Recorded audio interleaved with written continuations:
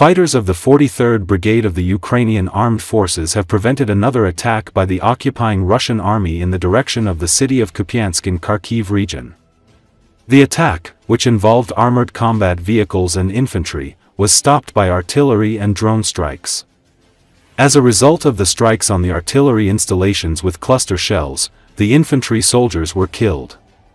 The armored combat vehicles were destroyed by drone strikes.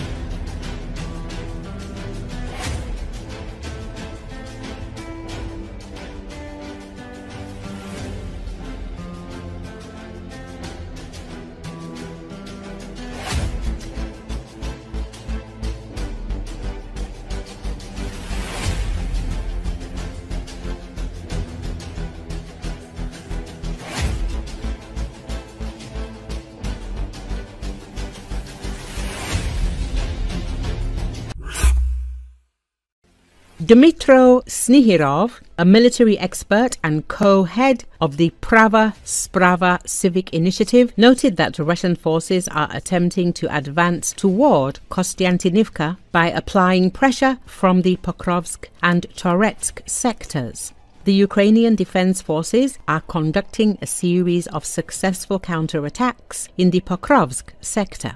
Ukrainian defenders have effectively seized the tactical initiative and are preventing Russian occupiers from advancing deeper, particularly from reaching the administrative borders with the Dnipropetrovsk region and creating a threat of operational encirclement of the Pokrovsk agglomeration.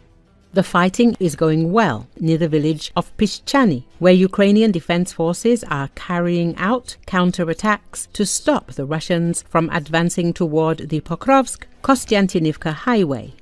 Gaining control of this logistical route would otherwise allow Russian invaders to carry out a flanking maneuver toward Kostiantynivka, commented Dmytro Snihirov on Espresso TV. According to Snihirov, heavy fighting continues near the village of Shevchenko, which lies on the opposite flank of the Pokrovsk sector. Russian forces are attempting to reclaim positions they had previously lost. However, thanks to the successful actions of Ukraine's defense forces, the situation in this sector has been significantly stabilized. In the Shevchenko area, Ukrainian forces have observed the redeployment of Russian operational reserves. As a result, Russian troops' tactical objective is clear: to regain control over the positions they lost. As for the Toretsk sector, the situation is difficult. The occupiers continue to push toward the Toretsk-Kostiantynivka highway, deploying significant operational reserves from Russia's 8th Combined Arms Army. The Russians understand the strategic importance of Toretsk. Its heights allowed Ukrainian defenders to control the Russian rear logistics and prevent breakthroughs toward Kostiantynivka, which remains a key strategic objective for Russian occupiers. As we can see, in both the Pokrovsk and Toretsk sectors, Russia's main goal is to advance toward Kostiantynivka. The main battles will center around control over Kostiantynivka, the military expert emphasized. Toretsk, which appeared to be under complete Russian control, has again become a battlefield, with reports of Ukrainian units breaking through and firefights occurring near the city center. Russians flee from fighting areas.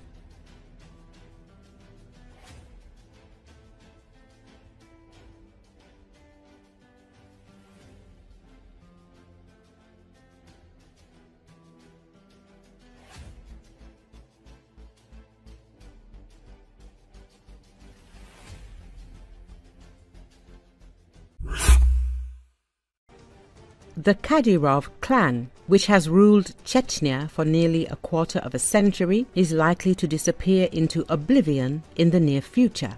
And there are serious grounds to believe that this event will trigger a process of destabilization throughout the Russian Caucasus. The Russian opposition resource We Can Explain writes about this.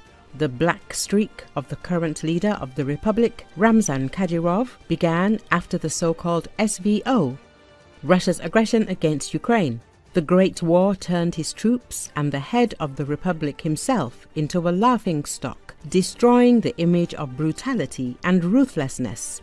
Then came Kadyrov's serious health problems, which further undermined his position. Not only Ukrainians but also Russians stopped fearing him. The Kadyrovites were a symbol of impunity and the omnipotence of the head of Chechnya. But when the real war began, they showed complete incompetence and became a laughingstock. Chechen security forces shoot at bushes and tell how they missed the Ukrainian armed forces. But in Grozny, the Chechen military successfully shot down a passenger plane, the article says. The media claim that Kadyrov has begun to have very serious disagreements with Russian dictator Vladimir Putin. An attempt to get involved in the story of the seizure of the Wild Berries Company resulted in a complete defeat for the head of Chechnya. And there are persistent rumors that he has begun to prepare a backup airfield in the United Arab Emirates for his family in case of losing power. Kadyrov's clan is very actively transferring stolen billions there. Meanwhile, Chechnya is becoming increasingly feverish. The Republic and the entire region are about to flare up. Religious youth do not agree with the anti-Islamic order in the region. They want the unification of the Caucasus and oppose the Kadyrovites, who are called the Russian occupation authorities. The Russian resource writes, the internal conflict between the Kremlin and Ramzan Kadyrov, the head of Chechnya, is rapidly expanding beyond the confines of a behind-the-scenes struggle. Details have emerged about plans to hand over power to his son, contacts with Qatar, and pressure on Kadyrov's allies, which could mean the beginning of a new round of confrontation. Experts do not rule out that Russia risks entering a third Chechen war, this time within itself. Recent FSB has passed on to the Kremlin information about Kadyrov's numerous unauthorized negotiations with Middle Eastern Muslim states regarding the future of his family's assets and personal security. This has become one of the main reasons for the breakdown of trust between Putin and Kadyrov.